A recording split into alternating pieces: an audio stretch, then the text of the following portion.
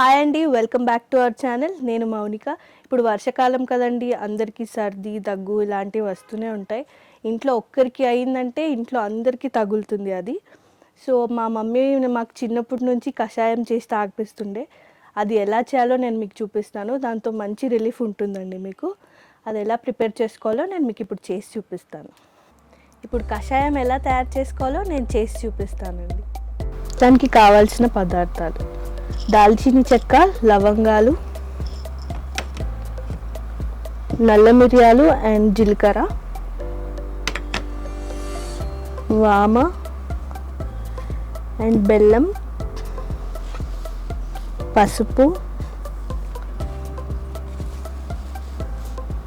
పుదీనా అండ్ తులసి ఆకులు, నిమ్మకాయ, అల్లం. 1 గ్లాస్ వాటర్ వేయాలండి.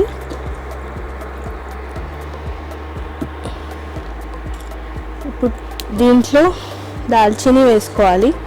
దాల్చినిలో మనకి యాంటీ ఆక్సిడెంట్స్ ఉంటాయండి. అవి చాలా బాగా హెల్ప్ చేస్తాయి దగ్గు అండ్ సర్ది తగ్గడానికి.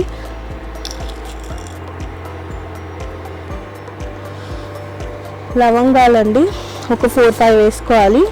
దాంట్లో మనకి బ్యాక్టీరియల్ కంట్రోల్ చేస్తుంది లవంగాలు మనకి. జీలకర్ర మన ఎలర్జీని కంట్రోల్ చేస్తుంది, డైజెస్టివ్ సిస్టమ్ని ఉపయోగపడుతుందండి. అండ్ వామ వేసుకోవాలి ఇప్పుడు 1/2 స్పూన్. వామ మనకి యాంటీ ఫంగల్ ఇన్ఫెక్షన్స్కి అండ్ యాంటీ బ్యాక్టీరియాకి కంట్రోల్ చేస్తుంది.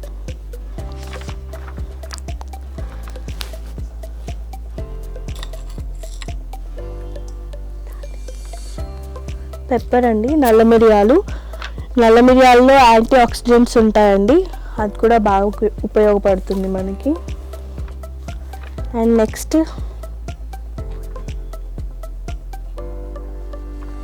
అల్లం వేసుకోవాలి. అండ్ మింట్ లీవ్స్ అండి, పుదీనా ఆకులు.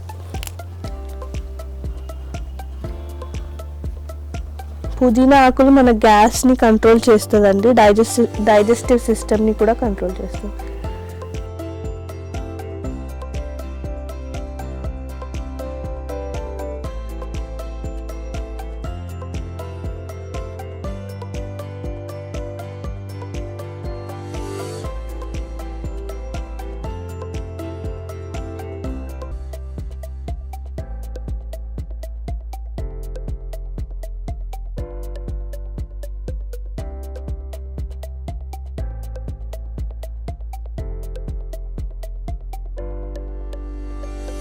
అండ్ లెమన్ వేసుకోవాలి.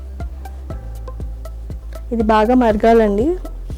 మరిగినాక 1/2 కప్పు, మనం 1 గ్లాస్ వాటర్ వేసాం కదా, 1/2 గ్లాస్ వాటర్ వచ్చే వరకు మరగాలి.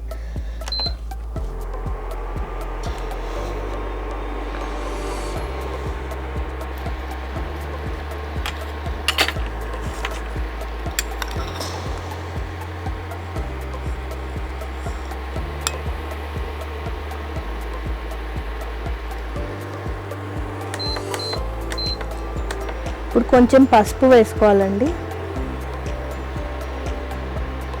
పసుపు మనందరికి తెలిసింది యాంటీ బ్యాక్టీరియల్ ప్రొటెక్షన్ ఉంటుంది. మళ్ళీ చెప్తా. పసుపు మనకు తెలిసిందే, దాంట్లో యాంటీ బ్యాక్టీరియల్ ప్రాపర్టీస్ ఉంటాయి. సో అది మనకు బాగా పనిచేస్తుంది. అండ్ లాస్ట్లో బెల్లం వేసుకోవాలండి, 1 స్పూన్.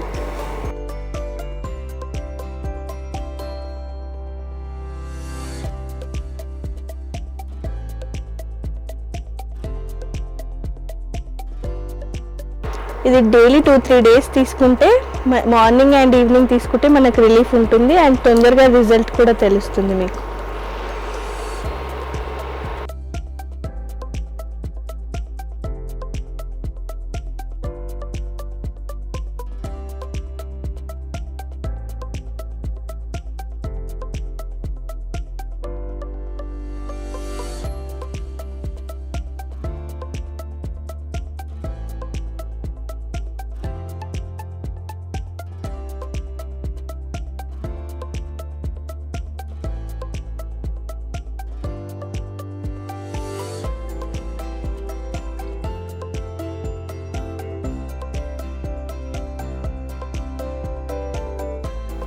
చూసారు కదండి, ఇంతసేపు మరిగించాక ఇలా అవుతుంది. దీన్ని ఇప్పుడు మనం గ్లాస్లోకి షిఫ్ట్ చేసుకుందాం.